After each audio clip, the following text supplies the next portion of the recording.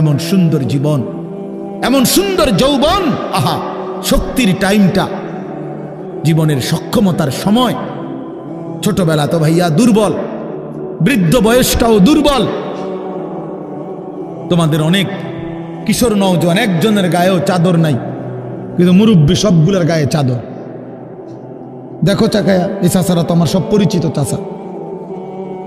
অর্থ হইল এই বৃদ্ধের এই দুর্বলতা তাকে চাদর গায়ে দিতে বাধ্য করেছে। তার শরীরে শীতের অনুভূতিটা বেশি, ঠিক কিনা বলেন না কেন? কিন্তু তোমরা নওজোয়ান, তোমাদের অধিকাংশ কারো গায়ে চাদর নাই।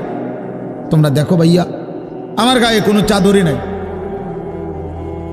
তাইলে বুঝাইতে চাইলাম, এই শক্তির সময় যৌবন।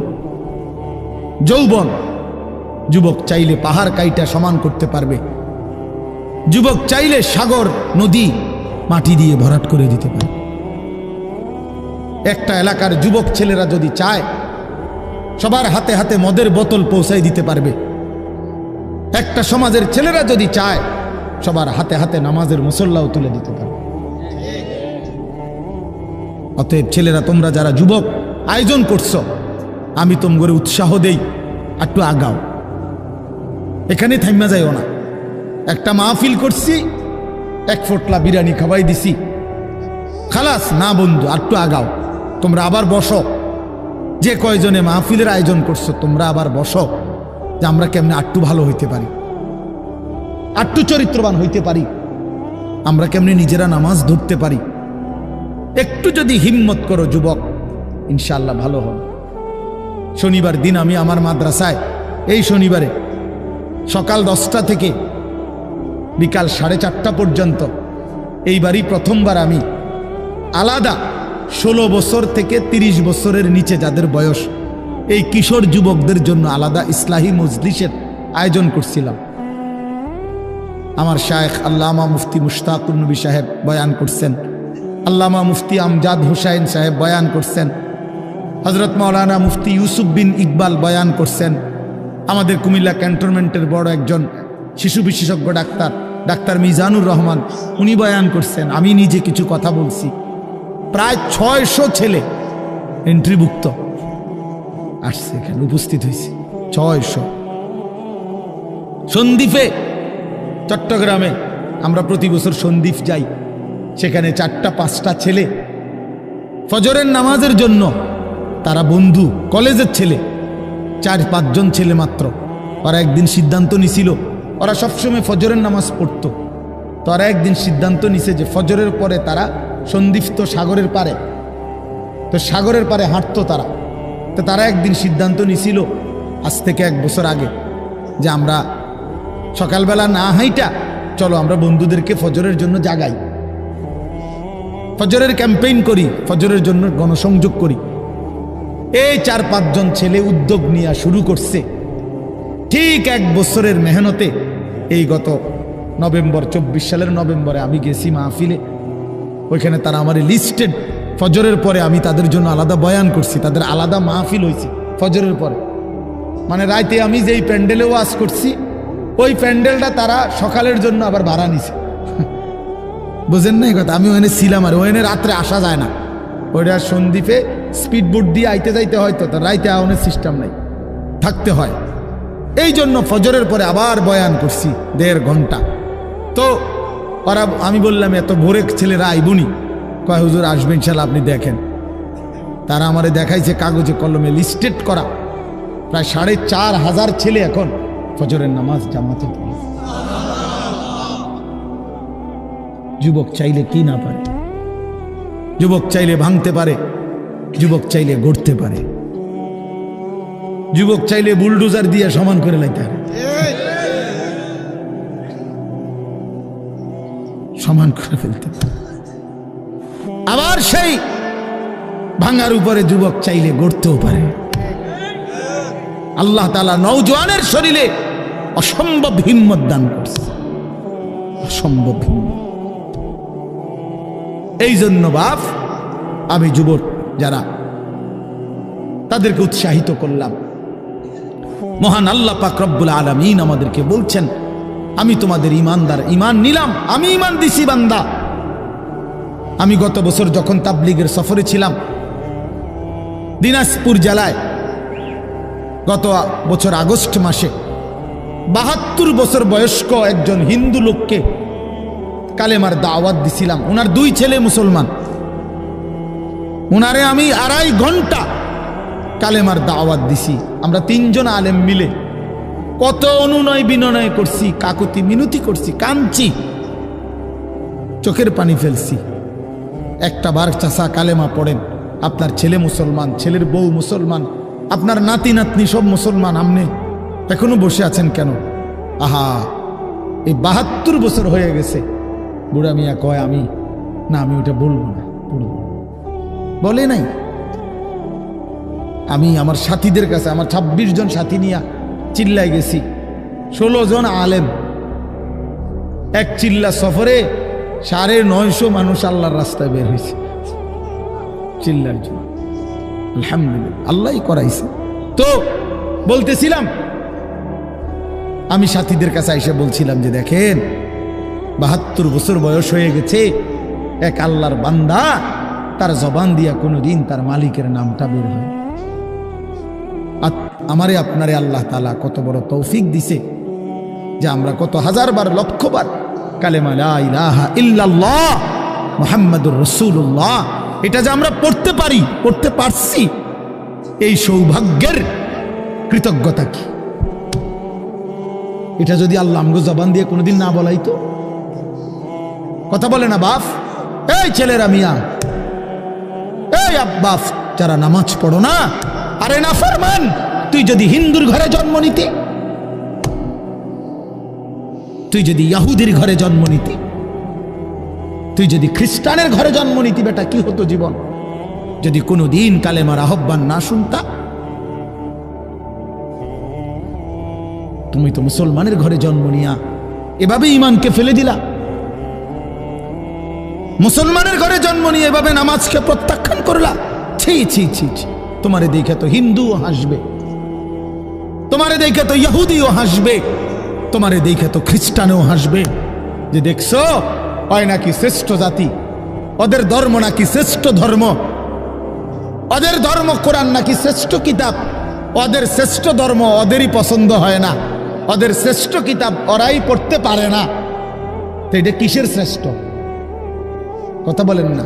তাহলে আমি তো আমার ধর্মের অপমান। কথা বলেন না, আমি আমার ধর্মের অপমান না, আমি আমার কোরআনের অপমান। এজন্য তোমরা যারা বেনামাজি ছেলে, তোমরা ধর্মের অপমান। তোমাদের যাদের চুল বেঈমানের মতো, তোমরা মুসলমান ধর্মের অপমান। তোমাদের কারণে আমার ধর্ম লজ্জিত, তোমাদের কারণে ধর্ম বেইজ্জতি হয়েছে। তোমরা ইসলামকে অপমানিত করলা, আল্লাহকে অপমানিত করলা, আমার নবীর শ্রেষ্ঠতম 23 বছরের আদর্শকে তোমরা অপমানিত করলা।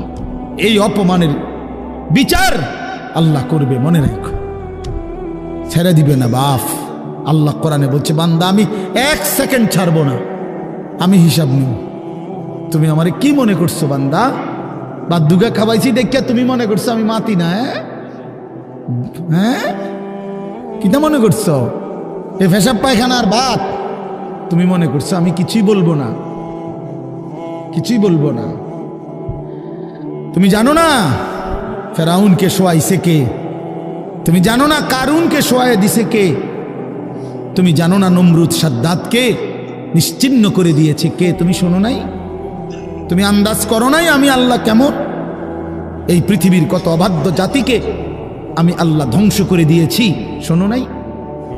কই, গোটা পৃথিবীর সমস্ত আধুনিক প্রযুক্তি থাকার পরেও তো বাবা আমেরিকার ওই বেঈমানরা, ক্যালিফোর্নিয়ার লস অ্যাঞ্জেলস তাদের একটি স্টেট আগুনে দাবানলে পুরে ছাই হয়ে গেছে।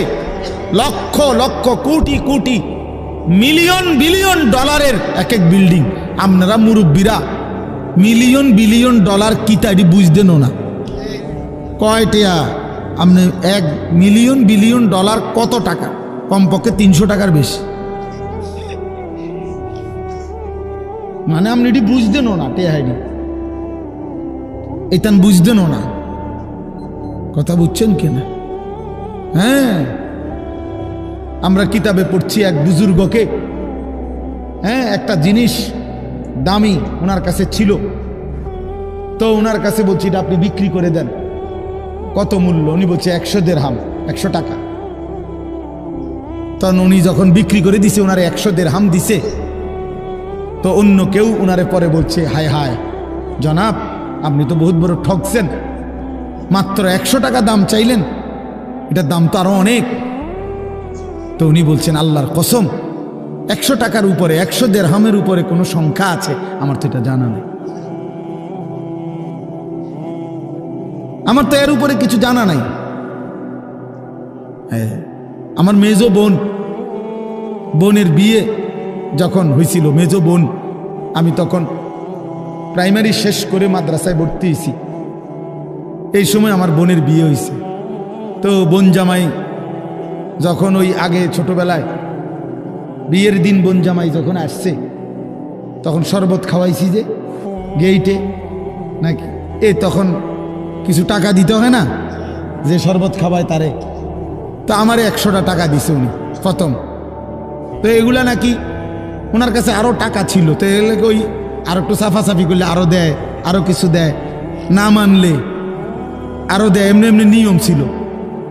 আমার 100 টাকা দিছে, আর এটা দেখে আমি একটা দৌড়ে আইয়ালাইছি। আমার পুরা মনে আছে, একেবারে কসম, আমার পুরো এখনো মনে হইলো আর এই কথাটা। আমার একেবারে আমার ভাই, চাচাতো ভাইটাই বা অন্যরা এত দমকাইছে, বেউকুফ, 100 টাকা লইয়া দৌড় দিয়ে আইয়ালাইছ। আমি বলছি, আমি তো আসলে এর চাইতে বেশি টাকা জীবনে আর দেখি নেই।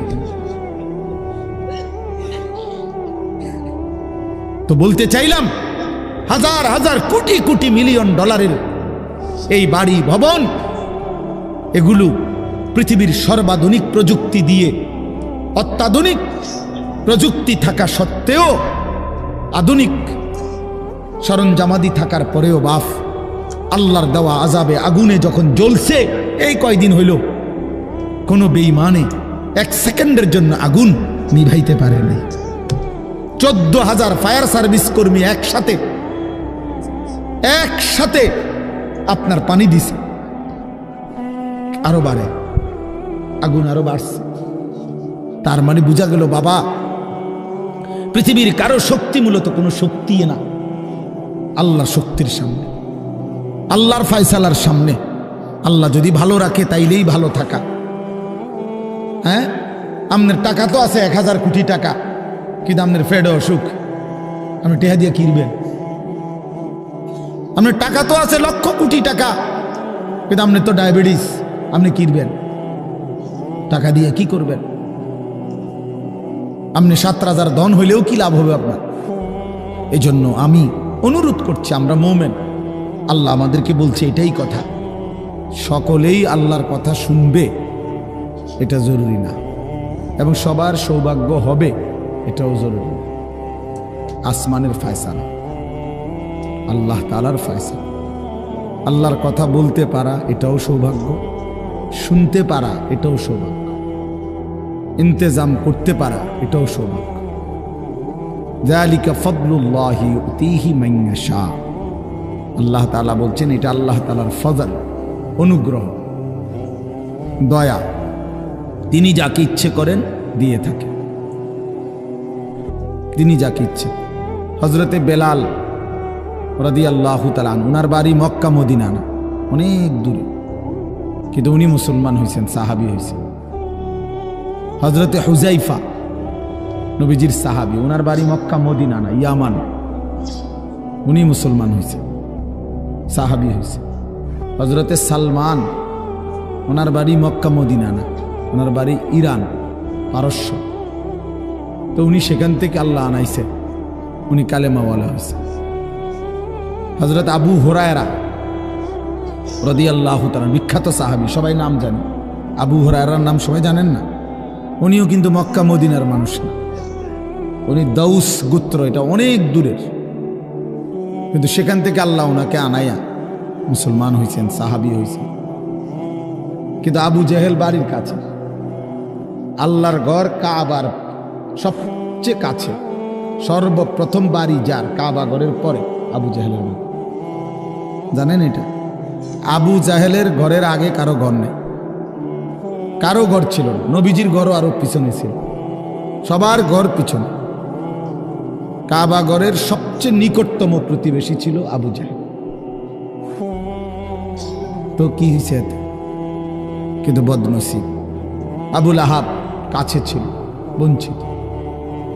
এই জন্য এটা আসমানের ফয়সালা। এত কাছে থেকে বঞ্চিত হলো কেন? এত দূরের থেকে আসলো কেন?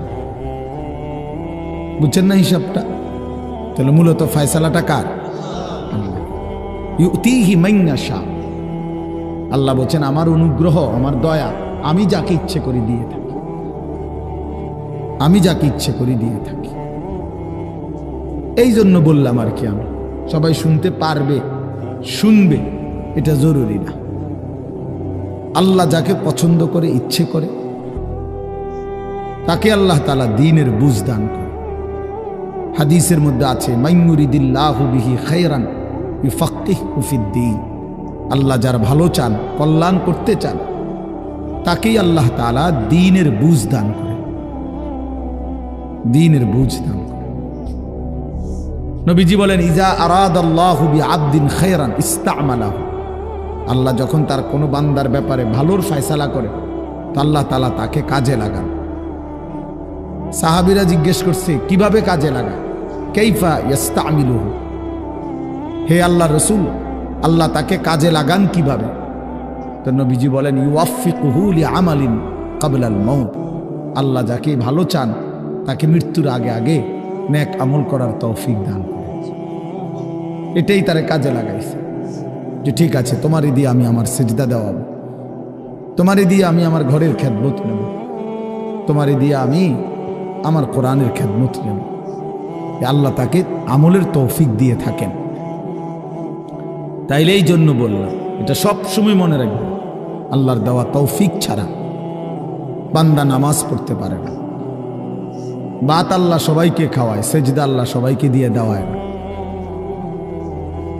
দুনিয়ার প্রয়োজন আল্লাহ সকলের প্রয়োজন পূরণ করে। জন্তু জানোয়ার, কুকুর বিড়াল, সাপ বিচ্ছু, কাফের মুশরিক বেঈমান নাস্তিক মুরতাদ, এদের সকলের দুনিয়াবি প্রয়োজন আল্লাহ পূরণ করে। এই খানা পিনা, পেশাব পায়খানা, হ্যাঁ জরুরত, এগুলো তো আল্লাহ তাআলা জন্তু জানোয়ারেরও পূরণ করে। কিন্তু সেজদা, আল্লাহর গোলামি, আল্লাহর ইবাদত সবাইকে দিয়ে আল্লাহ করায় না। আল্লাহ যাকে পছন্দ করে, ইচ্ছে করে, তাকেই আল্লাহ তাআলা তার দ্বীনের জন্য কাজে লাগায়, আল্লাহর ইবাদতের তৌফিক দান করে। এই জন্য এটা সবসময় মনে রাখতে হবে। নবী সাল্লাল্লাহু আলাইহি ওয়াসাল্লাম দোয়া করতেন যে আল্লাহ আমার ইবাদত, আপনার ইবাদত সুন্দরভাবে করার জন্য আপনি আমারে সাহায্য করেন। আপনি সাহায্য না করলে হবে না, আপনি তৌফিক না দিলে হবে না। আল্লাহুম্মা লা মানিআ লিমা আ'তাইত। আপনি দিলে বাধা দিবে কে? আপনি না দিলে দিবে কে? আপনাকে বাদ দিয়ে কারো কোনো চেষ্টায় কি লাভ হবে? কোনো লাভ হবে। এই জন্য এটা অনেক বড় ইহসান, আল্লাহ তাআলার দয়া। আল্লাহ যাকে পছন্দ করে, ইচ্ছে করে, দয়া করেন, আল্লাহর ইচ্ছা হয় আল্লাহ তাকে কোরআন পড়তে দেয়, দ্বীন মানতে দেয়, আল্লাহকে সেজদা করতে দেয়। আর এমনি বাকিদেরকে আল্লাহ খাওয়ায় পড়ায়, এটা একটা কমন ব্যাপার। আল্লাহ তাআলা বলছেন আমি অনুগত অবাধ্য সবাইকেই খাওয়াই। কাফের মুশরিক বেঈমান কারো রিজিক দুনিয়াবি আমি আটকাই না। এই জন্য আল্লাহ তাআলা ফেরাউনকেও রিজিক দিছে, মুসা নবীকেও রিজিক দিছে না? নমরুদকেও রিজিক দিছে, ইব্রাহিম আলাইহিস সালামকেও রিজিক দিছে। আল্লাহ তাআলা আবু জেহেল, আবু লাহাবকেও রিজিক দিছে, নবী সাল্লাল্লাহু আলাইহি ওয়াসাল্লামকেও রিজিক দিছে। তাহলে দুনিয়ার প্রয়োজন সকলের পূরণ করছে, সকলের। কিন্তু আখিরাত সমান না, আখিরাত ভিন্ন। আখিরাত শুধুই ঈমানদারের। পরকালের সুখ শান্তি নিয়ামত শুধুই ঈমানদারের, শুধুই সেজদাওয়ালার। কোরআন শরীফে আছে আল্লাহ তাআলা বলবে কুলু ওয়াশরাবু হানিআম বিমা কুনতুম তা'মালুন। আমার বান্দা বিগত জীবন দুনিয়াতে যে আমল করছো তার বিনিময়ে আজকে জান্নাতে খাও, পান করো, ওগুলোর বিনিময়। কুলু ওয়াশরাবু হানিআম বিমা আসলাফতুম ফিল আইয়ামিল খালিয়া। আল্লাহ বলেন জান্নাতীকে বলবে, বান্দা নিশ্চিন্তে আরামসে দুনিয়ার জীবন যে তুমি নেক আমল করেছো তার বিনিময়ে আজকে আরামসে নিশ্চিন্তে নির্বিঘ্নে আমার জান্নাতে খাও এবং পান করো। জাযাআম বিমা কানু ইয়ামালুন। আল্লাহ তাআলা বলেন জান্নাতের এই নিয়ামত বান্দা তোমাকে দিলাম কিসের বিনিময়? জাযাআম বিমা কানু ইয়ামালুন, ওই যে দুনিয়ায় আমল করেছিলে তার বিনিময়। এ তোমার সেজদার বিনিময়, এ তোমার রুকুর বিনিময়, এটা তোমার জিকিরের বিনিময়, আমার গোলামের বিনিময়, আমার বন্দিগির বিনিময়। এই জন্য আখিরাত শুধুই মুমিনের জন্য, পরকাল শুধুই ঈমানদারের জন্য। এই জন্য আল্লাহ তাআলার তৌফিক ছাড়া বান্দা আমল করতে পারে না, নামাজ পড়তে পারে না, সেজদা দিতে পারে না। কত ছেলে দেখেন না চোখের সামনে এক ওয়াক্ত নামাজ পড়ে না, জানেও না সে মানুষের বাচ্চা নাকি জানোয়ার, এটাও জানে না, হাইওয়ান কিনা না মানুষ বলতে পারে না। কে পাঠাইলো, কেন পাঠাইলো, কে সৃষ্টি করলো, কেন সৃষ্টি করলো, কি জন্য আসলো, কিচ্ছু জানে, কিছুই জানে না। লক্ষ্য উদ্দেশ্যহীন, গন্তব্যহীন এক পাগল, মাতাল, ছাগল, যা মন চায় তাই করে, যা মন চায়। এটা জিন্দিগি আর কি। এ তো লক্ষ্য উদ্দেশ্যহীন জীবন, জন্তু জানোয়ারের জীবন। মুসলমান তো তাকে বলে যার সুনির্দিষ্ট গন্তব্য জানা আছে। ইমানদারের গন্তব্য জানা আছে যে আমার গন্তব্য কোথায়, আমার এটা হায়াত, এরপরে আমার মৃত্যু, কবর, এরপরে আমার হাসরের মাঠ, এরপরে আমার মিজান হিসাব, এরপরে আমার ফুলসেরাত, এরপরে আমার জান্নাত। আমার টার্গেট জানা আছে, আমার গন্তব্য জানা আছে। আমি থামবো সেদিন, জান্নাতে যাব যেদিন। আমার টেনশন দূর হবে সেদিন, আমি জান্নাতে ঢুকবো যেদিন। ওয়াকালুল হামদুলিল্লাহিল্লাযী আযহাবা আন্নাল হাযান। কোরআনুল কারীমের মধ্যে আছে, আল্লাহ তাআলা বলেন জান্নাতি বান্দা জান্নাতে ঢুকে বলবে, আল্লাহ আপনার প্রশংসা করছি, আজকেই আমার চিন্তা পেরেশানি জীবনের তরে শেষ হলো। আজ আমি জান্নাতে ঢুকলাম, এবার আমি নিশ্চিন্ত হলাম, নিশ্চিন্ত হলাম, আর কোনোদিন এই জান্নাত থেকে বের হতে হবে না। আল্লাহ তাআলা বলছেন আর কখনোই এখান থেকে বের হইতে হবে না। খালিদিনা ফিহা আবাদা, চিরস্থায়ী। চলেন বাপ, এই জন্য বললাম নিজেদের ছেলে, নিজেদের মেয়ে, নিজেরাও ইনসাফের সাথে ভাইবেন যে আপনি আখিরাত চিনেন কিনা। আপনার ছেলে মেয়েগুলো যেই জীবন পরিচালনা করতেছে এতে কি মনে হয়, এতটুকু আন্দাজ করা উচিত যে আমার ছেলে আসলে আখিরাত চিনে কিনা, আমার ছেলের সামনে কোনো গন্তব্য আছে কিনা, নাকি এই মোবাইল, নারী, ছবি, জিনা, ব্যভিচার, মদ, জুয়া, নাচ, গান, উলঙ্গ দৃশ্য, হালাল হারামের কোনো বাজ বিচার নাই, পাক নাফাকের কোনো বাজ বিচার নাই, লজ্জা শরম হায়া কিচ্ছু নাই। যখন যা মন চায় খাইতেছে, হ্যাঁ, যা মন চায় তাই করতেছে। তো এই খামখেয়ালি জীবন, যখন যা মন চায় তাই, হালাল হারাম, জায়েজ না জায়েজের জীবন, যার পার্থক্য নাই, আল্লাহ তাআলা কোরআনে বলছে তার উদাহরণ হলো ফামাসালুহু কামাসালিল কাল, কুত্তার মতো।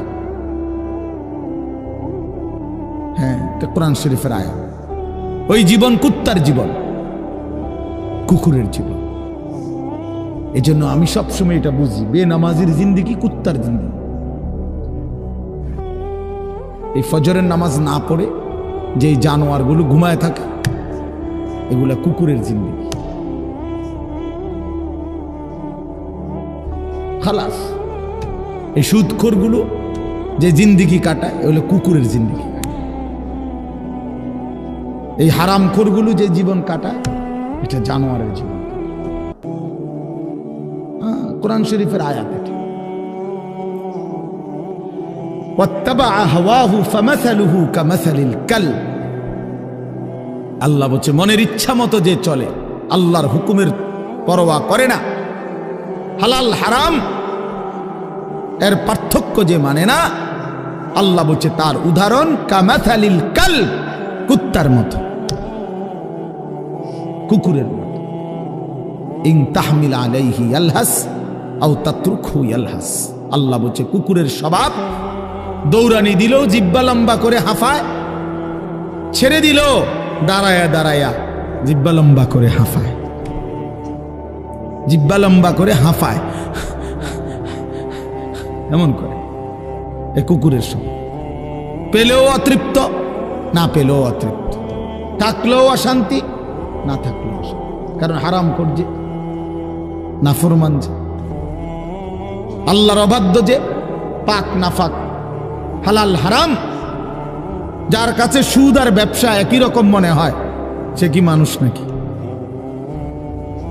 যার কাছে আপন বউ পরের মহিলা সমান মনে হয়, নিজের বউও দেখে, মানুষের বেডিও দেখে, তো তার কাছে কি কোনো হালাল হারামের পার্থক্য আছে কি? তো সে জানোয়ার না তো জানোয়ার কে? সে জানোয়ার না তো জানোয়ারটা কে? তাইলে বলে ইনসাফের কথা বলে, নাহলে বিচারে কর কি কয়। এই জন্য এটা সবসময় মনে রাখবেন, জওয়ান হন আর বুড়া হন, আমি হই আর আপনি হন, হালাল হারামের পার্থক্য যার মধ্যে নাই, কুকুরের মধ্যে কোনো হালাল হারামের পার্থক্য নেই, কুকুরের মধ্যে পাক নাফাকের কিছু নেই, কারণ যেহেতু সে জানোয়ার। কিন্তু মানুষ যে ইনসান, তার সৃষ্টিগত সত্তার মধ্যে হালাল হারামের অনুভূতি থাকতে হবে। মুসলমান তাকেই বলবে যার মধ্যে জায়েজ না জায়েজের পার্থক্য আছে, হালাল হারামের অনুভূতি আছে, পাক নাফাকের অনুভূতি আছে। কোরআনুল কারীমে আল্লাহ তাআলা এটা বলছেন। এজন্য নবীজি বলছেন আল হালালু বাইয়িন ওয়াল হারামু বাইয়িন। যেটা হালাল এটা স্পষ্ট, যেটা হারাম এটাও স্পষ্ট। নবীজি বলেন আমি অন্ধকারে রেখে যাই নাই উম্মতকে, একটা সেকেন্ডের জন্য আমি আমার উম্মতকে আড়ালে রেখে যাই নাই, সব কিছু আমি স্পষ্ট বলেছি। হালাল গুলোও পরিষ্কার করে দিছি, হারাম যা তাও স্পষ্ট করে দিয়েছি। 24 ঘন্টার যাবতীয় কর্মকাণ্ড আমি আল্লাহ স্পষ্ট করে দিয়েছি। ওই দেখেন ওই অপদার্থ ছেলেটার দিকে দেখেন, এক নজরে মোবাইলের দিকে তাকায় রয়েছে, কারে বলে কি ওয়াজ করে এর কোনো খবর। এটা ধরে রাখছে মোবাইল, এক নজর একদিকে খালা। এবার ওয়াজ হয়, কারে বলে কি বলে, আমার এত কিছু দরকার, আমি আর আমার মোবাইল। এই জিন্দেগি, এই ছেলে পেলেদের আকসারের জীবন এটা। 24 ঘন্টা পৃথিবীতে তার একটাই জিনিস, সেটা হলো একটা মোবাইল। এটাই তার মা, এটাই তার বাবা, এটাই তার আত্মীয়, এটাই তার স্বজন। মোবাইলেই হাসে, মোবাইলেই কাঁদে, মোবাইলেই আবেগ, মোবাইলেই অনুভূতি, সব কিছু জীবনের মোবাইলটার উপর। কোত্থেকে আসলো, কে বানাইলো, কে সৃষ্টি করলো, কেন পাঠাইলো, কে আমারে বানাইলো, আমি কোত্থেকে আসলাম, কেন রাত হয়, কেন দিন হয়, আমার কোনো দায়িত্ব আছে কিনা আমার আল্লাহর পক্ষ থেকে, কিচ্ছুর কোনো সামান্যতম বুঝ বুদ্ধি আকল দিমাগ কিচ্ছু। 365 দিন, এক বছরে কোনো দিন নামাজ পড়ে না, তারও কিছু মনে পড়ে না, কেউ তারে মনে করাইও দেয় না। কই তার বাপ কেডা, তার মা কি, কেউ একটু বলেও না যে কিরে বাপ তুমি যে এক ওয়াক্ত নামাজ পড়ো না, তুমি মুসলমানের বাচ্চা হইলা কেন, তুমি মানুষের বাচ্চা হইলা কেন। তার মা একটাবার বলে না, মা এ কেমন, সন্তানই কেমন। আমার খুব আফসোস লাগে, এটা খুব আফসোস লাগে। মাঝে মাঝে মনটা চায় যে কি আসলে কি মুসলমান এত পাষাণ হইল কেমন? বাপে কেমন, সন্তানেই কেমন, মাই কেমন, মেয়েটাই কেমন। কেউ পর্দা করেন, মাও বেপর্দা, মেয়েও বেপর্দা। বাপ ফুজি ছেলে মেয়ে সবাই মিলে টেলিভিশন চায়, একসাথে নাচ গান নর্তকীর ছবি নাটক সিনেমা দেখতেছে। ছি ছি ছি ছি! কত নিকৃষ্ট মুসলমান, কত বেশরম বেহায়া নির্লজ্জ হইলে এত বড় বেশরম হইতে পারে? আত্মমর্যাদা, আত্মসম্মান, লজ্জা যদি এক বিন্দু থাকতো তাইলে তো বাবা জিজ্ঞেস করতো যে কিরে বাপ, তুই মুসলমানের ঘরে জন্ম নিয়া এক ওয়াক্ত নামাজ পড়ে না, তুই কেমনে রে আমি মুসলমানের সন্তান হইলি? তুই মুসলমানের ঘরে সন্তান হইলি কেমন? আরে এইটা তো আগে বোঝাপড়া করার বিষয় ছিল। তোর বিদেশ, তোর চাকরি, তোর দাখিল, তোর এসএসসি বেড়া এডি বাদ দে বেড়া, থো বেড়া এডি পরের কথা বেড়া। আগে তুই মুসলমানের বাচ্চা কিনা আগে এটা বল বেটা। তোর নামাজের বোঝাপড়া কর আগে বেটা। কিসের তোর বিদেশ, আবার কিসের তোর দেশ? তোর চাকরি দিয়ে আমি করব কি? তোর ব্যবসা দিয়ে আমি করবো কি?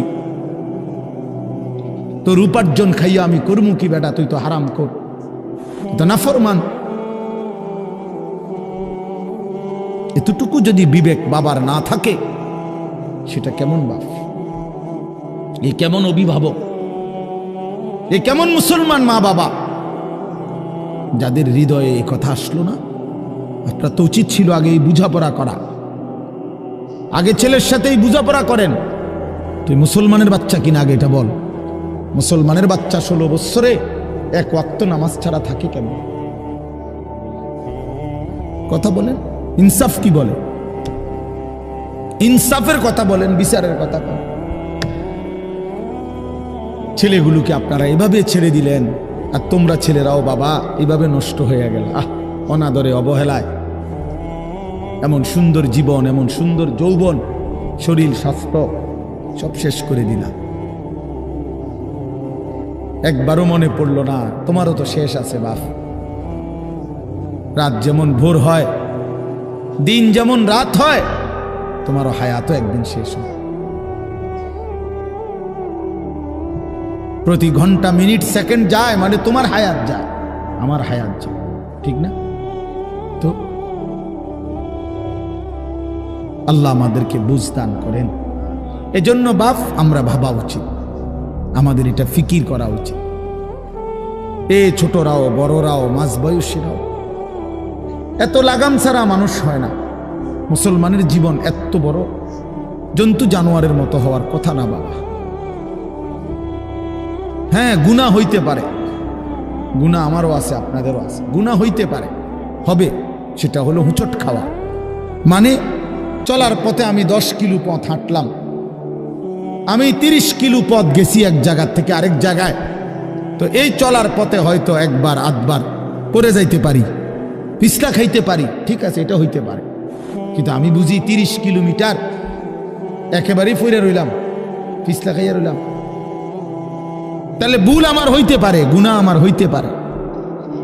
আমার 6 মাসে কোনোদিন নামাজ ছুটে যাইতে পারে। আমি জীবন চলার পথে কখনো কাউকে রাগ করতে পারি, গালি দিয়া লাইতে পারি, এটা তো হওয়া স্বাভাবিক, হইতে পারে। কিন্তু লাগাতার প্রতিদিন একরকম, এটা মুসলমান? কথা বুঝছেন কিনা আমার? আপনি বুঝি এখানে প্রত্যেকদিন মিশা কথা কইবেন, আপনি বুঝি প্রতিদিন সুদ খাইবেন, আপনি বুঝি প্রত্যেক দিন ওজনে কম দিবেন, এটা বুঝি মুসলমান? আপনি বুঝি একদিনও নামাজ পড়তেন না, আপনি বুঝি 365 দিনে কোনোদিন ফজরের নামাজ পড়তেন না, এটা মুসলমান? তো এটা তো হুচট খাওয়া না, এটা তো গাদ্দারি, এটা তো ইচ্ছা করে ঠান্ডা মাথায় ধীরে সুস্থে ভেবে চিনতে আল্লাহর সাথে গাদ্দারি করতেছে, আল্লাহরে বুড়া আঙ্গুল দেখাইতেছে যে দেখো কইলা কেন সেজদা দিতাম না, চাই কিতা করতাম। আল্লাহ বলবে অসুবিধা নাই বান্দা, বাতে না খাও, আর তো বেশি কিছু না, দুগা খানাই তো খাও আর ঘুম যাও, খানা তো কুত্তাও খায়। তবে মনে রাখো কবরে আইসো একটা লাথি দেওয়া মু ফেরেস্তারে দিয়া, একটা লাথি, এক লাথিতে বুঝবা আমার নাফরমানির শাস্তি কি। কাল্লা সাউফা তা'লামুন সুম্মা কাল্লা সাউফা তা'লামুন। আল্লাহ বলে বান্দা কবরে আইসো আমি বুঝায় দেব আমার নাফরমানির শাস্তিটা কি। ফেরেশতা দুই কান বরাবর। আল্লাহর নবী বলছেন নাফরমানের কবরে ফেরেশতা ফায়াদরিবু দারবাতান বাইনা উযুনাইহি, দুইটা কান বরাবর ঘাড়ের মধ্যে প্রত্যেকটা আঘাত করবে লোহার হাতুড়ি দিয়ে। ফায়াসিহু সাইহাতান, নাফরমান কবরে এত জোরে চিৎকার করবে ইয়াসমাউহা মান ইয়ালিহি ইল্লা সাকালাইন। আল্লাহর নবী বলেন দুনিয়াবাসী মানুষ এবং জিন ব্যতীত আল্লাহর সব সৃষ্টি ওই বেঈমানের কবরের চিৎকার শুনতে পাবে, এমন জোরে চিৎকার দিবে। একটা একটা আঘাত এভাবেই চলবে কিয়ামত পর্যন্ত, এভাবেই চলবে কিয়ামত পর্যন্ত। আল্লাহর নবী সাল্লাল্লাহু আলাইহি ওয়াসাল্লাম বলেন নাফরমান পাপীকে যখন কবরে রাখা হবে, তিনটা প্রশ্নের উত্তর যখন নাফরমান দিতে পারবে না, সাথে সাথে কবর তারে এত জোরে একটা চাপ দিবে, একটা চাপ দিয়া ডান পাশের মাটি বাম দিকে, বাম দিকের মাটি ডান পাশে চলে আসবে। হাত্তা তাখতালিফা আদলাউহু, আল্লাহর নবী বলেন ডান পাশের পাঁজরের হাড্ডি ভাইঙ্গা বাম পাশে ঢুকে যাবে, বাম পাশের হাড্ডিগুলো ভাইঙ্গা ডান পাশে ঢুকে যাবে। নবীজি দেখায়া দিছে হাত্তা তাখতালিফা আদলাউহু, এইভাবে দুই আঙ্গুল একটা যেমন আরেকটার মধ্যে ঢুকে যায়, আল্লাহর নবী বলেন এভাবে পাঁজরের হাড্ডি একটা আরেকটার মধ্যে ঢুকে যাবে। কি বাপ মনে করছো তোমারে এমনে এমনে ছেড়ে দিব? কি মনে করছো যার ভাত খাইলা তার বুঝি হিসাব দিতে হবে না?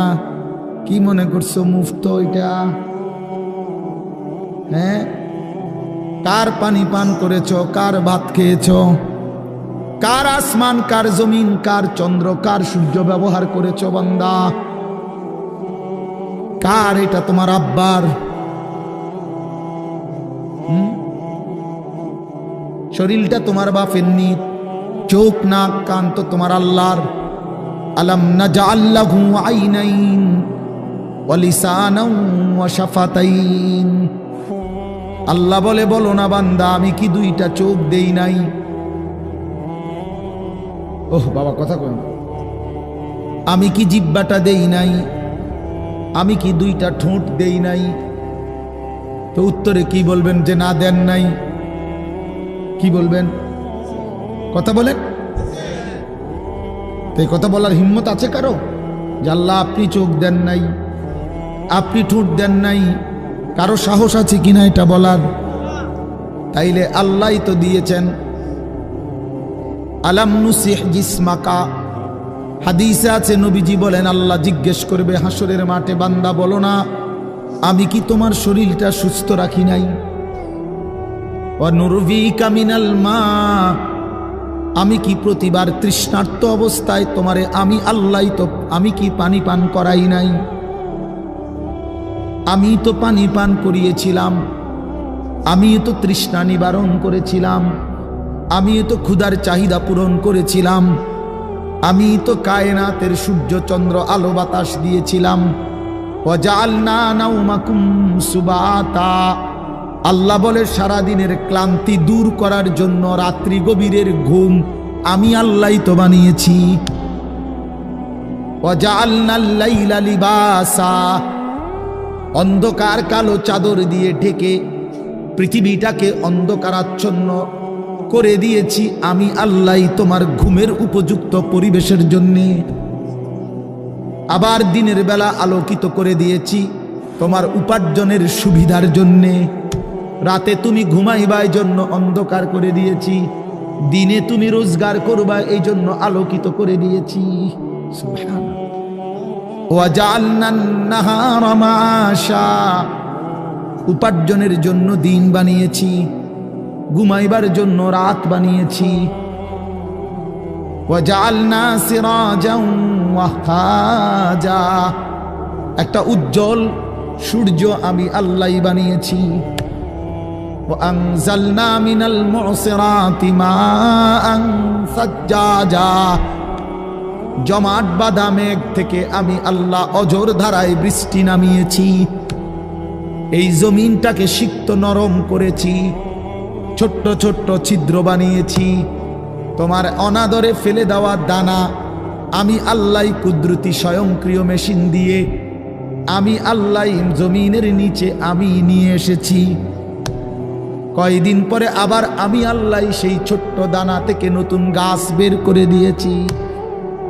লিনুখরিজা বিহি হাব্বান ওয়া নাবাতা, তাহলে রিজিকের ব্যবস্থা আমি করলাম, ঘুমের ব্যবস্থা আমি করলাম, উপার্জনের পরিবেশ আমি করে দিলাম, শরীর স্বাস্থ্য জীবন যৌবন আমি দিলাম।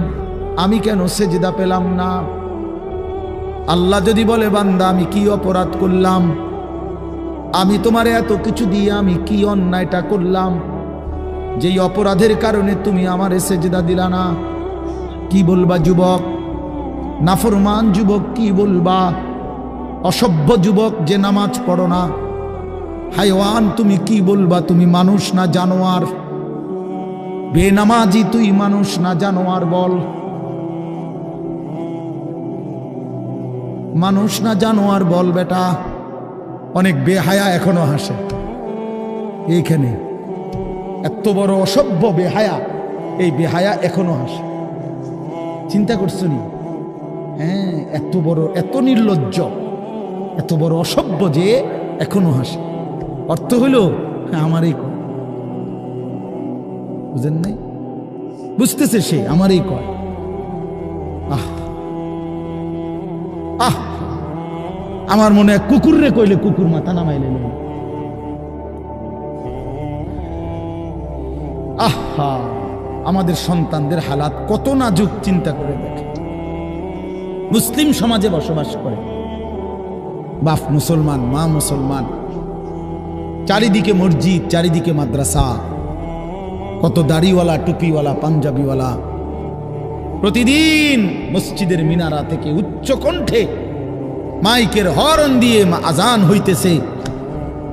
এত বেশি মাইক, হর্ন, মসজিদ, মাদ্রাসার পরিবেশের মাঝখানে থাইকাও এটা কত বড় গাদ্দার, কত বড় গাদ্দারা নাফরমান।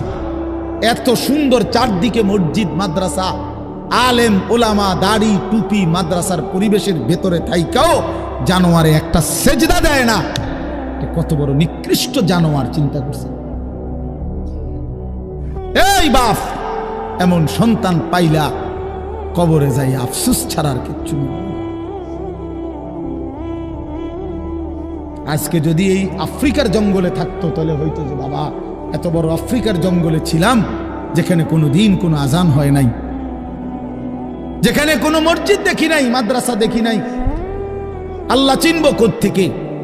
আমি তো আফ্রিকার জঙ্গলের ভিতরে থাকতাম। বলেন,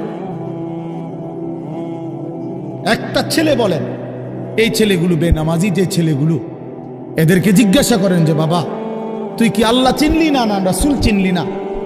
তুমি বাবা কি মসজিদ চিনলা না, মাদ্রাসা চিনলা না? কোনোদিন কি কোরআন দেখলা না? কারো লাশ, কারো জানাজা, কারো কবর কিছুই দেখো নাই? কিচ্ছুই তোমার কলজার মধ্যে কোনো এক বিন্দু কোনো বিবেক অনুভূতি জাগাইল না? শুধু নারী, শুধু একটা মোবাইল, শুধু একটা ছবি, শুধু একটা অশ্লীল দৃশ্যের কাছে হেরে গেলা। ছেলেরা বলো বাবা, তোমরা বলো, কার কাছে হাইরা গেলা? কেমনে হাইরা গেলা তুমি? তোমার বাপ মুসলমান, মা মুসলমান, তোমার ঘর মুসলমান, তোমার দাদা দাদি, নানা নানি, চাচা মামা, ফুফা খালু সব মুসলমান। তোমার এলাকার চারদিকে আজান হয়, তোমার মহল্লার প্রত্যেক গলিতে গলিতে মাদ্রাসা আছে। কোরআনের ঘর আছে, তোমারই কোনো না কোনো চাচাতো ভাই, মামাতো ভাই, ফুফাতো ভাই, আত্মীয় কেউ না কেউ হাফেজে কোরআন আছে, আছে না? তালেবে ইলম আছে, মাদ্রাসায় পড়ুয়া আছে। এত কিছু দেখার পরেও যার কলিজায় এক ওয়াক্ত নামাজ পড়তে মন চায় না, তার দিল পাথরের চাইতে শক্ত, তার দিল জন্তু জানোয়ারের দিলের চাইতে নিকৃষ্ট। কারণ এ বড় শক্ত হারামি, মনে রাখে। সে কিছুই মনে করে না আল্লাহকে, কিছুই মনে। এত মসজিদ মাদ্রাসা, এত নামাজ রোজার এত চিহ্ন দেখাও তে কয় আমি কিছুই বিশ্বাস করি না। আমি বিশ্বাস করি আমার জীবন হইল মোবাইল, আমার জীবন হইল নারী, আমার জীবনের অর্থ হইল ছবি, আমার জিন্দিগির মাকসাদ হইল উলঙ্গ ছবি দেখা, নর্তকী দেখা, জিনা ব্যভিচারের দৃশ্য দেখা, মদের আড্ডা, জুয়ার আড্ডা, নারীর আড্ডা, কোন অশ্লীল মেয়ের পিছনে জীবনটা শেষ করে দেওয়া, খালাস। আমি বুঝছি এটাই জীবন। কিসের মসজিদ, কিসের মাদ্রাসা, কিসের আল্লাহ, কিসের রাসূল, আমি এগুলা বুঝি না। এতটা উল্টে গেল কেন? এত বড় লানত হলো কেন বলেন বাবা? অতএব আপনাদের কাছে অনুরোধ করলাম, আপনারা আপনাদের বিবেককে নিয়ে ভাবেন। তোমরা ছেলেরাও বাবা রাগ হইও না, বুঝতে শেখো বাবা। কে ফিরাবে তোমাদেরকে? কে ফিরাবে? কে ফিরাবে? কে ফিরাবে বাপ? তোমরা কি কোনোদিন মরবা না? আজ যদি মৃত্যু হয়, এই বেনামাজি জিন্দিগি নিয়ে কেমনে কবরে যাইবা? ঠিকবা কেমন? এই নাফরমানের জিন্দিগি নিয়ে কেমনে ঠিকবা? এই জন্য আমরা প্রত্যেকেই প্রস্তুতি নেই। যদি ভাবতে শিখি, বুঝি, সামান্য অনুভূতি জাগে, তাহলে এই অনুভূতিটাকে কাজে লাগাবার, একটা জনের গুনাহ মাফ করে নতুন করে নিজেকে আল্লাহর ইবাদত, ঈমান, আমলের দ্বারা সজ্জিত করার একটা শ্রেষ্ঠতম সিজন, মৌসুম আসতেছে। সেটা হলো মাহে রমজান। মাহে রমজান বড় বেশি সুযোগ আসতেছে। আল্লাহ যদি দয়া করে হায়াত দেয়, তো পিছনের সব গুনাহ মাফ করিয়ে নতুন সাজে নিজেকে সজ্জিত করার, আখিরাতের রঙে রঙিন করার, জান্নাতের রঙে নিজেকে গড়ে তোলার এক শ্রেষ্ঠতম মাস মাহে রমজান। রমজান মানে অন্য কিছু, রমজান মানে ভিন্ন কিছু। রমজান মাসে মানে নিজেকে বদলানোর মাস, রমজান মানে নিজেকে পরিবর্তনের মাস, রমজান মানে নিজেকে আখিরাতের রঙে রঙিন করার মাস, রমজান মানে আল্লাহ তাআলার মহব্বতে, রাসূলুল্লাহ সাল্লাল্লাহু আলাইহি ওয়াসাল্লামের মহব্বতে ডুবে যাওয়ার মাস। এটা আমাদের সামনে। আল্লাহ আমাদের জন্য রমজানের হায়াত ভিক্ষা দান করেন। আল্লাহ যেন আমাদের সকলকে রমজান পর্যন্ত পৌঁছিয়ে দেন। এই আয়াত দেখেন, আল্লাহ তাআলা বলছেন, ইয়া আইয়ুহাল্লাযীনা আমানু, হে ঈমানদারগণ, কুতিবা আলাইকুমুস সিয়াম, তোমাদের উপরে রোজা ফরজ করা হলো, কামা কুতিবা আলাল্লাযীনা মিন ক্বাবলিকুম, যেমনটা ফরজ করা হয়েছিল তোমাদের পূর্ববর্তীগণের উপর, মানে পূর্বের ঈমানদার উম্মতদের উপর। কেন ফরজ করা হলো রোজা? উদ্দেশ্য কি? আমি আল্লাহর, লাআল্লাকুম তাত্তাকুন, যেন তোমরা মুত্তাকি হতে পারো, মুত্তাকি হইতে পারো, আল্লাহ ভীরু হইতে পারো। আর মুত্তাকি হলে কি লাভ হবে? উইদ্দাত লিল মুত্তাকিন, আল্লাহ বলে জান্নাত বানানোই হয়েছে মুত্তাকিদের জন্য। মুত্তাকি হবে তো জান্নাতি হবে, জান্নাতি হবে। এই আয়াতটার অল্প একটু কথা, আমি এই আয়াতটাই পড়ছি সূরা বাকারার 183 নম্বর আয়াত, দ্বিতীয় পারা, দ্বিতীয় সূরা। এটার উপর আর একটু কথা বললে আমার কথা শেষ। আমরা আমাদের যদি পরিবর্তন চাই, পরিবর্তনের সুযোগ মাহে রমজান। আমরা যদি আখিরাত সাজাইতে চাই, আমাদের জন্য শ্রেষ্ঠ সুযোগ মাহে রমজান। আমরা যদি ঘুরে দাঁড়াইতে চাই, আমাদের জন্য শ্রেষ্ঠ সুযোগ মাহে রমজান। মাহে রমজান, আল্লাহ নাফরমানির এই জিন্দিগি আমি ছেড়ে দেব, আপনার রঙে রঙিন হব, তাইলে শ্রেষ্ঠতম সুযোগ মাহে রমজান। মাহে রমজানের মধ্যে অসম্ভব শক্তি আছে, মাহে রমজানের মধ্যে অসম্ভব পাওয়ার আছে। আল্লাহ বলছে, রমজানে বান্দা আইসো আমার কাছে, রাত দিন 24 ঘন্টা আমি আল্লাহ জাহান্নাম থেকে মুক্তি দিতে থাকব। ওয়াতাখাউ মিনান নার, জাহান্নাম থেকে মুক্তি দেব, সারা রাত মুক্তি দেব, সারা দিন মুক্তি দেব। রমজানের প্রতি ঘন্টা, প্রতি মিনিট, প্রতি সেকেন্ড হীরা মণি মুক্তা জহরতের চাইতেও কোটি গুণ বেশি দাম, কোটি গুণ বেশি দাম। আল্লাহ তাআলা সেই মহিমান্বিত রমজান আমাদের সামনে আনতেছেন। আর মাত্র 18-19 দিনও বাকি নাই। এই অল্প কয়টা দিন বাবা, আমাদের উচিত রমজানের জন্য অধীর আগ্রহে মহব্বতের সাথে আল্লাহর কাছে হায়াত ভিক্ষা চাওয়া, যে আল্লাহ এত কাছে আইনা মৃত্যু দিয়েন না, কবরে নিয়েন, আর কয়টা দিন হায়াত দেন, রমজান পর্যন্ত পৌঁছিয়ে দেন। আল্লাহুম্মা বারিক লানা ফি রাজাব ওয়া শাবান ওয়া বাল্লিগনা রমাদান। আল্লাহ তাআলা বলেন, ইয়া আইয়ুহাল্লাযীনা আমানু। দেখেন, এই একটি আয়াতে আল্লাহ 4টা কথা বলছে। একটা হলো হে ঈমানদারগণ, 2 নাম্বার হলো তোমাদের উপরে রোজা ফরজ করা হলো, 3 নাম্বার হলো যেমনটা ফরজ করা হয়েছিল পূর্ববর্তীদের উপরে, 4 নাম্বার হলো যেন তোমরা মুত্তাকি হতে পারো। কয়টা কথা হলো? এই 4টা কথার আমি 4টা আলগা সংক্ষিপ্ত একটু ব্যাখ্যা বলি। 1 নাম্বার হলো হে ঈমানদারগণ, এটা আল্লাহ আমাদেরকে ডাক দিয়েছেন। তাফসীরের মধ্যে আছে আদম আলাইহিস সালাম থেকে নিয়ে আমাদের নবী পর্যন্ত, ইতিপূর্বে আমাদের নবীর আগে যত নবী পৃথিবীতে আল্লাহ পাঠাইছেন, ওই নবীদের উপরে যারা ঈমান আনছিল, ওই নবীদের আমলে তাদের কাউকে কোনোদিন আল্লাহ তাআলা এই শব্দ দিয়ে হে ঈমানদারগণ, ইয়া আইয়ুহাল্লাযীনা আমানু বলে ডাক দেন নাই।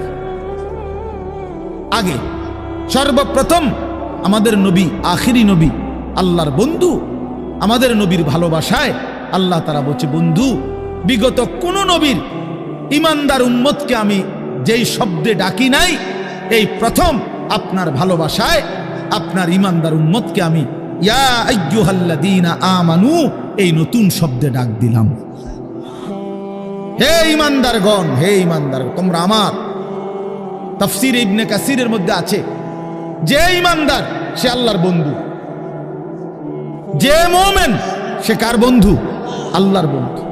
আল্লাহর বন্ধু, মুমিনের বন্ধু আল্লাহ, আল্লাহর বন্ধু মুমিন, আল্লাহর বন্ধু মুমিন। এই জন্য তাফসীরে লিখছে হে ঈমানদারগণ, এই কথার আরেকটা তর্জমা এটা, হে আমার বন্ধুগণ। আল্লাহ যেন ডাক দিয়া বলছে, হে আমার বন্ধুগণ, তোমরা আমার বন্ধু, তোমরা আমার। আমি বানাইছি বহু জনেরে, তোমরা বানাইছি আমার জন্য, আমার জন্য। তোমরা আমার, তোমরা আমারে মেনে নিয়েছ, তোমরা আমার কালেমা পড়েছ, তোমরা আমার রাসূলকে মেনে নিয়েছ, অতএব তোমরা আমার। তোমাদের কালেমা লা ইলাহা ইল্লাল্লাহ মুহাম্মাদুর রাসূলুল্লাহ, এটা আমি গ্রহণ করলাম, গ্রহণ করে আমি নিলাম, এই জন্যই আমি তোমাদেরকে ডাক দিলাম। তুমি বলছো আমি এনে ভর্তি হমু, ওই যে আমারে মোহাম্মদে বলছে, তার ছোট ভাই হাফেজ মুশাররফ কয়, আমার আজকে বললো যে হুজুর ভর্তি করামু আপনার মাদ্রাসায়, তো কি কোন সময় আমু, ফরম নিয়ম কানুন কি? আমি এত কথা তোমার দরকার কি, হাতে ভর্তি হইব সারছে তো আর কি। তার মানে আমি বলতে চাইছি, তারে কি বুঝাইলাম, তোমার এত নিয়ম কানুনের দরকার কি, আমি তারে নিলাম, খালাস, আমি ভর্তি নিলাম। তাইলে অর্থ হইল আল্লাহ তাআলা বলছেন, বান্দা তোমার কালেমা আমি নিলাম, তোমার ঈমান আমি নিলাম, এজন্য আমি তোমারে মুমিন বলে ডাক দিলাম। আল্লাহ কাউকে নিজের করে ডাক দেওয়া, খোদার কসম, এটা তার জীবনের সবচেয়ে বড় পাওয়া। যদি দিল থাকতো তাইলে আমরা বুঝতাম। এক এমপি সাহেব যদি কারো নাম নেয়, এক মন্ত্রী সাহেব কারো নাম নেয়, আর তারে যদি কেউ আইয়া কয় আজকে তো মন্ত্রী সাহেবের কাছে গেছিলাম আর উনি তোমার নাম নিছে, তোমার কথা ভালো কইছে, বাবা হেতে বেটা তো মানে ঠ্যাঙালগি দিয়ে আটতে লাগবে। হ্যাঁ, বাইতে ইয়া ঘরে বেড়ি কথাবার্তা সাবধান কো, আগের মতো নাই, যেরুম মনে করছে এরুম না। কি কিছে মন্ত্রী সাহেব আজকেও আমার নাম লইছে, জিঙ্গাও মানে সে এটাকে খুব গৌরবের মনে করবে, ঠিক কি না বলেন না কেন? সবার কাছে ঘুরে ঘুরে বলার চেষ্টা করবে আমি কিন্তু মন্ত্রীর পরিচিত। হাদিসের মধ্যে আছে এক সাহাবী উবাই ইবনে কাব রাদিয়াল্লাহু তাআলা আনহু, সাহাবীদের মধ্যে নবীজির সবচেয়ে সুন্দর কোরআন শরীফ পড়তেন যিনি, ওনার নাম হলো উবাই ইবনে কাব। তো এই উনি নবীজি একদিন উনাকে বলছেন এই সাহাবীকে যে উবাই এদিকে আসো, তুমি আমারে কোরআন শরীফ পড়ে শোনাও, বুঝছেননি? তখন ওই সাহাবী একটু লজ্জিত হয়ে বলতেছি, ইয়া রাসূলুল্লাহ, আমি আপনার সামনে কোরআন পড়বো? অথচ কোরআন তো আমরা আপনার থেকেই শুনি, কোরআন আপনার উপরেই নাজিল হয়, আমি কোন সাহসে আপনার সামনে কোরআন পড়ি? তো নবীজি বললেন, শোনো, মহান আল্লাহ পাক রব্বুল আলামিন জিব্রাইল পাঠাইয়া তোমার নাম নিয়া বলছে তোমার কাছ থেকে আমি কোরআন শুনতে। এই আমরা স্পষ্ট হাদিসে পড়ছি, বিশ্বাস করেন। এই সাহাবী এটা শুই না 3 বার জিজ্ঞাসা করছে নবীজিরে, আওয়াসাম্মানি আল্লাহ, ইয়া রাসূলুল্লাহ বললেন কি আমার আল্লাহ আমার নাম নিছে? আমার নাম? আরে কোন কি আপনি? নবীজি বলল, হ তোমার নামে তো দিছে। উনি আবার জিজ্ঞাসা করছে, ইয়া রাসূলুল্লাহ সত্যি বলছেন আমার নাম নিয়েছেন আল্লাহ? বলছে, হ তোমার নাম। আবার জিজ্ঞাসা করছেন, হাদিসের স্পষ্ট শব্দ আছে ফাবাকা। 3 বারের পরে এই সাহাবী খুশিতে আনন্দে চিৎকার করে কাঁদতে শুরু করছে আর বলতেছি, ইয়া রাসূলুল্লাহ, এক গোলামের কি পরিমাণ সৌভাগ্য, তার মুনিব তার নাম নিয়েছে। তা আমরা আমাদের কালেমার কি পরিমাণ সৌভাগ্য, আমরা একবার বলেছি কালেমা, আল্লাহ আমাদেরকে ডাক দিছে, ইয়া আইয়ুহাল্লাযীনা আমানু, হে আমার কালেমা ওয়ালারা, তোমরা আমার, তোমরা আমার, আমি তোমাদের ঈমান নিলাম, আমি তোমাদেরকে ডাক দিলাম। এক মুমিনের কি পরিমাণ খুশি হওয়া উচিত আপনি শুনেন। 29 নম্বর পারায় একটা সূরা আছে, সূরায়ে মুরসালাত।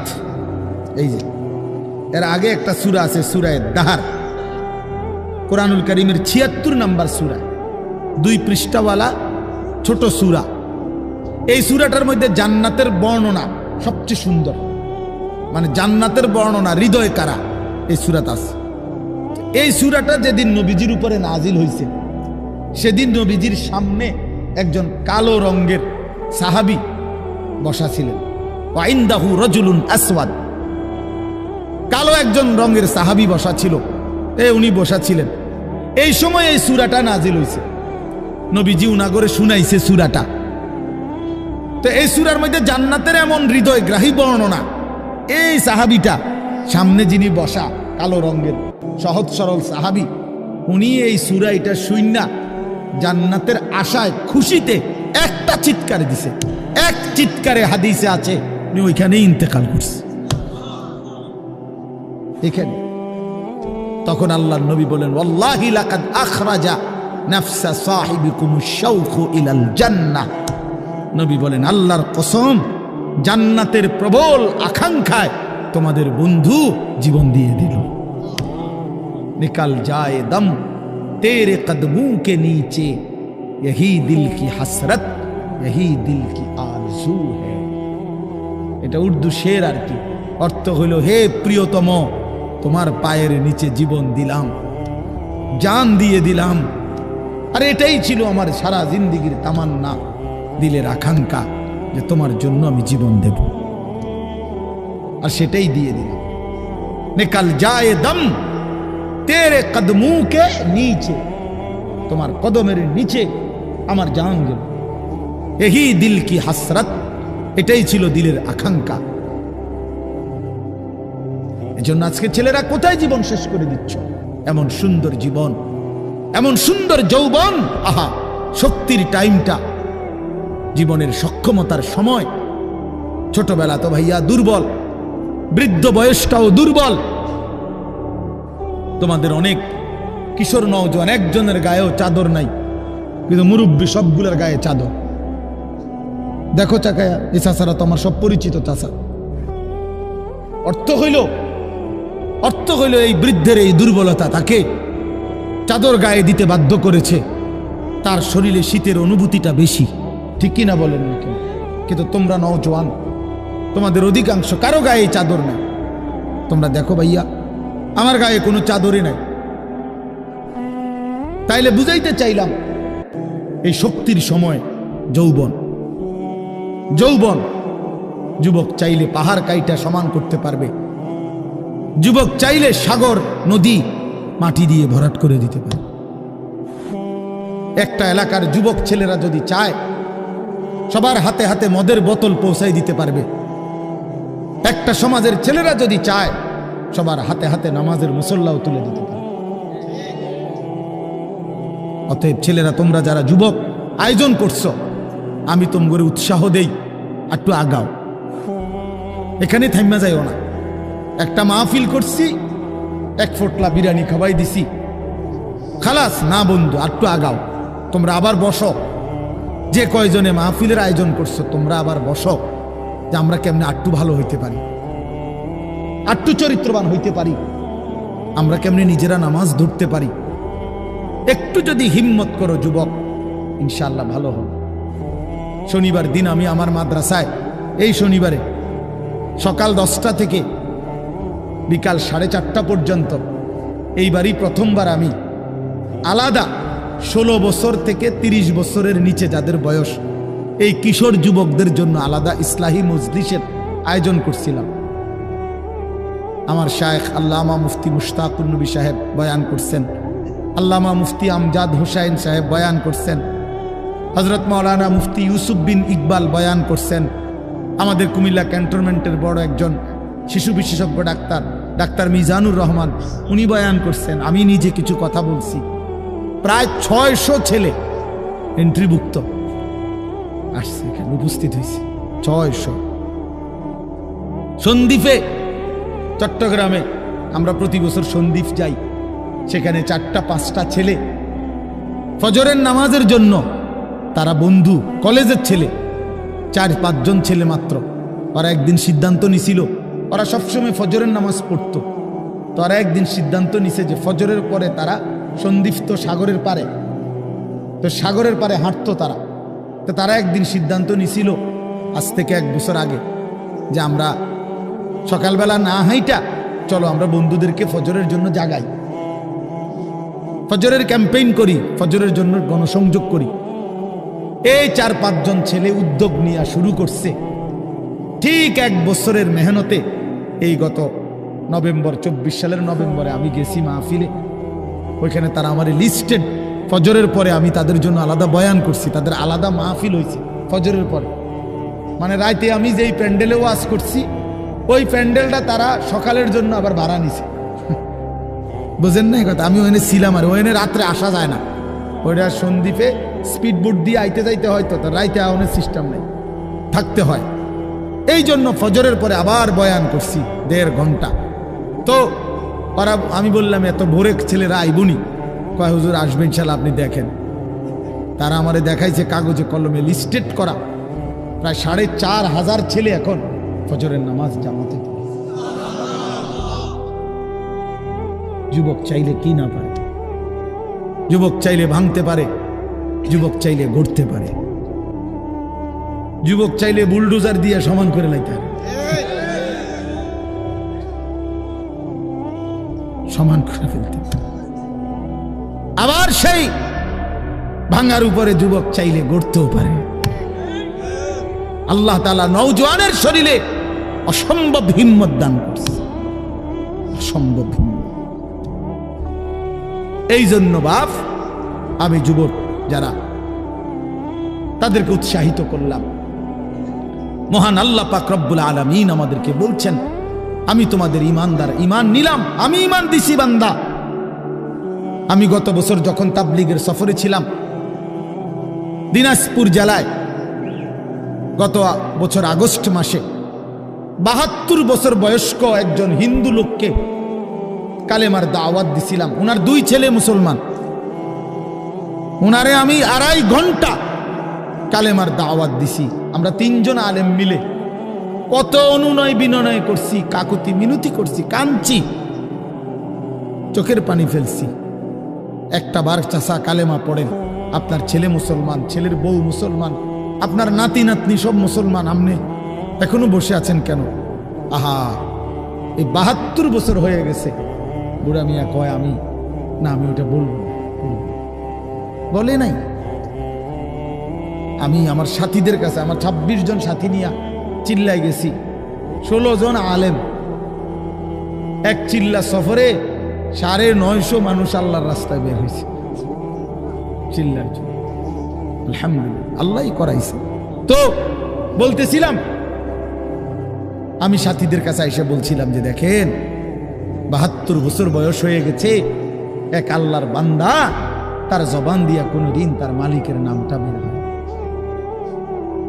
আমারে আপনারে আল্লাহ তাআলা কত বড় তৌফিক দিছে যে আমরা কত হাজারবার, লক্ষবার কালেমা লা ইলাহা ইল্লাল্লাহ মুহাম্মাদুর রাসূলুল্লাহ এটা যে আমরা পড়তে পারি, পড়তে পারছি, এই সৌভাগ্যের কৃতজ্ঞতা কি? এটা যদি আল্লাহ আমগো জবান দিয়ে কোনোদিন না বলাইতো। কথা বলে না বাপ? এই ছেলেরা মিয়া, এই বাপ যারা নামাজ পড়ো না, আরে না ফরমান, তুই যদি হিন্দুর ঘরে জন্ম নিতি, তুই যদি ইহুদির ঘরে জন্ম নিতি, তুই যদি খ্রিস্টানের ঘরে জন্ম নিতি, বেটা কি হতো জীবন যদি কোনোদিন কালেমার আহ্বান না শুনতা? তুমি তো মুসলমানের ঘরে জন্ম নিয়া এভাবে ইমানকে ফেলে দিলা। মুসলমানের ঘরে জন্ম নিয়ে এভাবে নামাজকে প্রত্যাখ্যান করলা। ছি ছি ছি ছি, তোমারে দেখে তো হিন্দুও হাসবে, তোমারে দেখে তো ইহুদিও হাসবে, তোমারে দেখে তো খ্রিস্টানও হাসবে, যে দেখছো হয় নাকি শ্রেষ্ঠ জাতি, ওদের ধর্ম নাকি শ্রেষ্ঠ ধর্ম, ওদের ধর্ম কোরআন নাকি শ্রেষ্ঠ কিতাব, ওদের শ্রেষ্ঠ ধর্ম ওদেরই পছন্দ হয় না, ওদের শ্রেষ্ঠ কিতাব ওরাই পড়তে পারে না। তো এটা কিসের শ্রেষ্ঠ? কথা বলেন না। তাহলে আমি তো আমার ধর্মের অপমান। কথা বলেন না, আমি আমার ধর্মের অপমান না, আমি আমার কোরআনের অপমান। এজন্য তোমরা যারা বেনামাজি ছেলে, তোমরা ধর্মের অপমান। তোমাদের যাদের চুল বেঈমানের মতো, তোমরা মুসলমান ধর্মের অপমান। তোমাদের কারণে আমার ধর্ম লজ্জিত, তোমাদের কারণে ধর্ম বেইজ্জতি হয়েছে।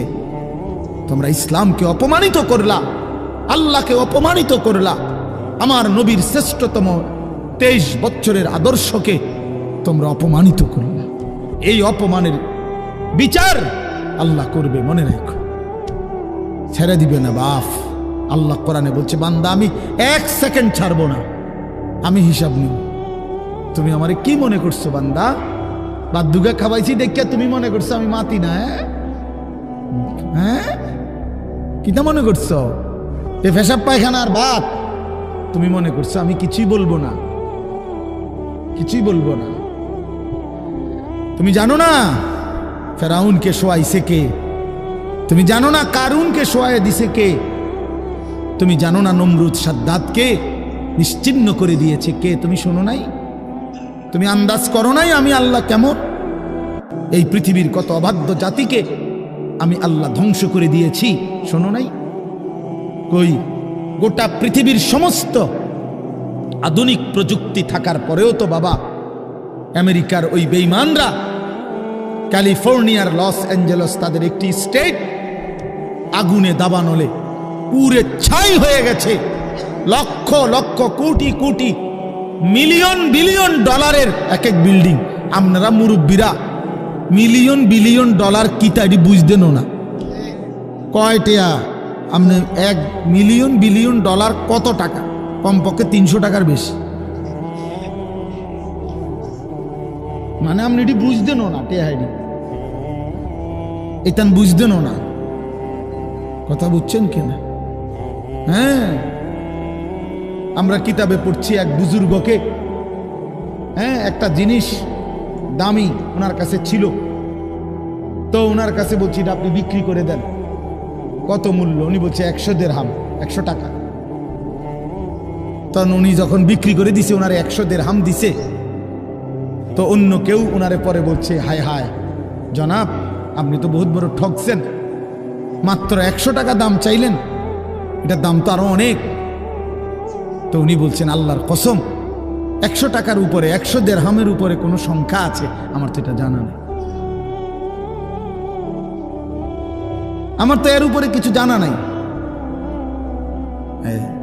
আমার মেজো বোনের বিয়ে যখন হয়েছিল, মেজো বোন, আমি তখন প্রাইমারি শেষ করে মাদ্রাসায় ভর্তি হয়েছি, এই সময় আমার বোনের বিয়ে হয়েছে।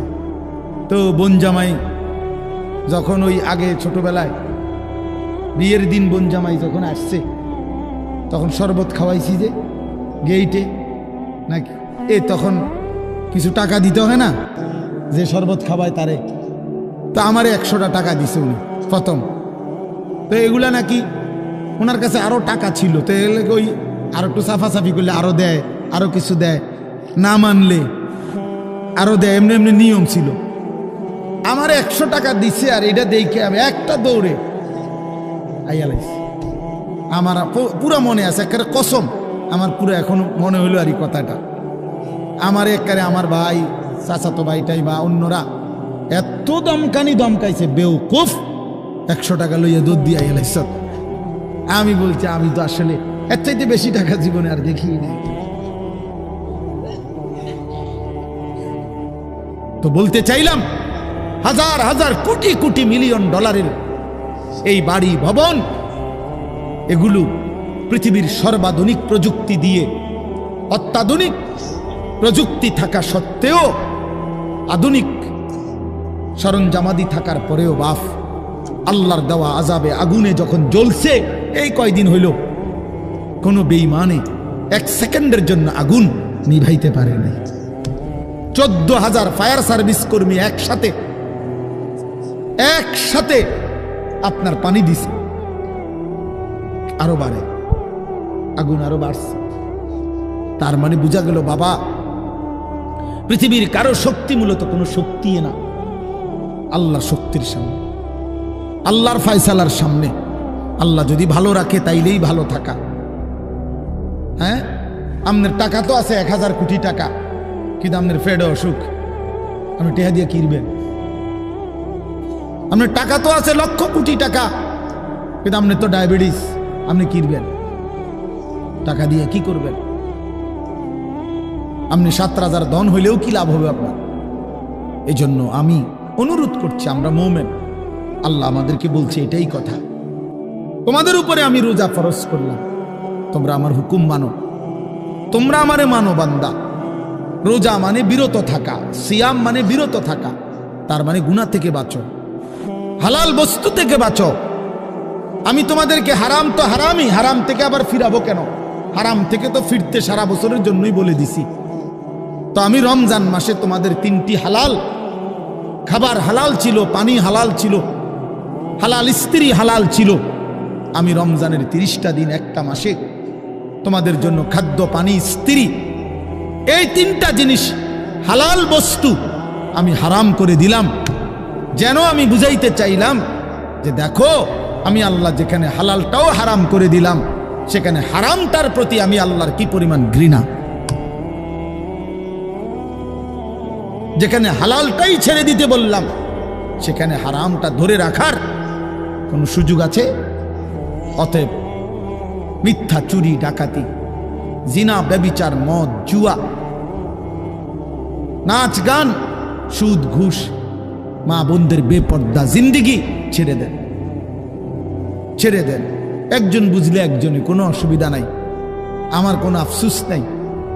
আমি সব সময় ফেরিওয়ালার মতো আমি বুঝি, একজনই শুনুক, একজনই যদি ভাবে আলহামদুলিল্লাহ। সংখ্যা দিয়ে আমি কি করব বুঝেন নাই? 10 কোটি মানুষ আমারে মনে করেন আলগি দিছে, তো কি হইছে? এটা আমার কবর রাজাব মা। বাংলাদেশের একেবারে মনে করেন 50 লাখ লোক আমার চিনে, তো কি হইছে? এটা আমার কবর রাজাব মা। তো আর কি, পরিচিতি, অপরিচিতি, জনপ্রিয়তা, এগুলো কোনো বিষয় না, এগুলো কোনো মুখ্য বিষয় নয়। বিষয় হলো আল্লাহর কাছে গ্রহণ হওয়া, আখিরাতের মুক্তি পাওয়া, জাহান্নাম থেকে মুক্তি পাওয়া। অতএব আজকে এতটুকুই মূল কথা, আমরা প্রত্যেকেই এটা ভাবি আমরা মুমিন।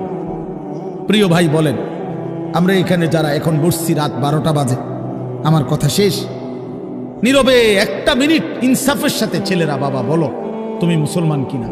না ছেলেরা আলাদা বলো বাবা, কও তোমরা মুসলমান কিনা। প্রিয় বাপ বলো তুমি মুসলমান কিনা, তুমি মুসলমানের সন্তান কিনা। তাইলে তুমি সিদ্ধান্ত দাও আজকে। বয়স্ক যারা আছেন তারা আপনারা বসা থাকেন, কিন্তু তোমরা যারা 30 বছরের নিচে ছেলে, তোমাদের বয়স, বুঝে শুনে ধোঁকা দিও না, আল্লাহর সাথে ধোঁকা করো না, আল্লাহর সাথে মস্কারি করো না। হাদিসের মধ্যে আছে এক লোক নবীজির সামনে বাম হাত দিয়ে খাইতেছিল, মুসলিম শরীফের হাদিস। নবীজি তারে বলছে ডান হাতে খাও, তখন সে বলছে আমি ডান হাতে খাইতে পারি না। নবীজি বলছে তাইলে আর পারবাও না। কসম আল্লাহর, ওই হাদিস আছে। সাহাবী বলে ওই লোক আর কোনোদিন ডান হাত মুখের কাছে আনতে পারে নাই, কারণ সে তো মূলত মিথ্যা বলছিল, অহংকার করে বলছিল। এই জন্য আমি অনুরোধ করছি, তোমরা যারা 30 বছরের নিচে আছো ছেলে বাবা, তোমরা দিল থেকে বুঝে শুনে তোমরা নিয়ত করে দাঁড়াও, যে এই কথার নিয়তে দাঁড়াও, যার ভাল লাগে যে আমি ইনশাল্লাহ চেষ্টা করুম ফজর সহ 5 ওয়াক্ত নামাজ পড়তে। তুমি সিদ্ধান্ত নিয়ে বলো যে আমি চেষ্টা করব, আমি নারী ছবি, অশ্লীল দৃশ্য থেকে, মোবাইলের অশ্লীল ছবি থেকে নিজেকে বাঁচাইবার নিয়ত করলাম, সিদ্ধান্ত করলাম। আল্লাহ তৌফিক দিলেই তো পারবা, ঠিক কিনা বলেন না কেন? অতএব নিয়ত করে হিম্মতের সাথে যে আসলেই হুজুর আমি দিল থেকে বললাম, এই নিয়ত করে দাঁড়াও। যার ভাল লাগে দাঁড়াও, কোনো বাধাবাধকতা নাই, যার মন চায় দাঁড়াও, আমার কোনো জোরাজুরি নাই। বাকি তুমি দিল থেকে বলো, মন থেকে মনে নিয়ত করো, তোমার দিলে তুমি, কারণ তোমার কবর তোমার, আমার কবর আমার। তোমার ঘরে তুমি ফিরবা, আমার ঘরে আমি ফিরব। সবাই রাজি তো ইনশাআল্লাহ? আল্লাহ তাআলা তৌফিক দান করেন। বসো বাপ, আল্লাহ কবুল করে নেন। মনে করো ঠকবা না, মনে রাখো নামাজ পড়ে কেউ ঠকে না, না পড়ে ঠকে। গুনাহ ছেড়ে দিয়ে ঠকবা না, বরং গুনাহ ছেড়ে দিলে দামি হইবা ইনশাআল্লাহ। দামি হইও, নিজে দামি হবা, মনে রাখো দামি। একটা জিনিস শেষ মনে রাখো ছেলেরা, যে কোনো মূল্যে আমরা আলহামদুলিল্লাহ গোটা পৃথিবী নিয়ে আমাদেরও পড়ালেখা করা আছে। সারা পৃথিবীর হালাত আমরাও বুঝি কম বেশ। আমরা জেনারেল লাইনেও পড়ালেখা করছি, কুমিল্লা ভিক্টোরিয়া কলেজ থেকে মাস্টার্স পাস করছি, সরকারি আলিয়া মাদ্রাসা থেকে কামেল পাস করছি, কওমি মাদ্রাসা থেকে দাওরায়ে হাদিস পাস করছি। তাহলে মাটির তলে থাকি না, পৃথিবীর নিয়ে আমরাও গবেষণা ভাবি। কাজে সারা পৃথিবীর যেই পরিস্থিতি বর্তমান এবং আমাদের কোরআন সুন্নাহর যেই ভাষ্য, এই সবগুলো বিশ্বাস করো, একত্রে মিলাইলে এ কথা আমাদের কাছে একেবারে স্পষ্ট। আগামীর পৃথিবী ইসলামের পৃথিবী, আগামীর পৃথিবী কোরআনের পৃথিবী। মনে রাখো বললাম বাপ, তুমি দেখবা, তোমার হায়াতেই দেখবা ইনশাআল্লাহ। এখন যাদের বয়স এই 20, 25, 26, 28, যাদের বয়স 12, 15, তোমরা ইনশাআল্লাহ আগামীর ইসলাম দেখবা, কালেমার বিজয় দেখবা। তোমরা শুনবা যে ফিলিস্তিন বিজয়ী, তোমরা শুনবা সারা পৃথিবীতে কালেমার পতাকা উড়েছে, তোমরা শুনবা ইউরোপ আমেরিকার শক্তি নিশ্চিহ্ন হয়ে গেছে, তোমরা শুনবা ইসরায়েলের কুত্তারা পরাজিত হয়ে গেছে। সেদিন বুঝবা ইমানদারি দামি, সেদিন বুঝবা চরিত্রবান ছেলেটাই দামি, সেদিন বুঝবা নামাজি ছেলেটাই দামি। আর যারা চরিত্র নষ্ট করে ফেলেছ, তুমি ফালতু কোনো না কোনো সিফাত কুনাত পড়ে থাকবে। এই জন্য আমরা দয়া করি ইনশাআল্লাহ প্রত্যেকেই আমরা ইনশাআল্লাহ নামাজ পড়বো তো ইনশাআল্লাহ। ভালো হও, চরিত্রবান হও, নিজের জীবন গঠন করো।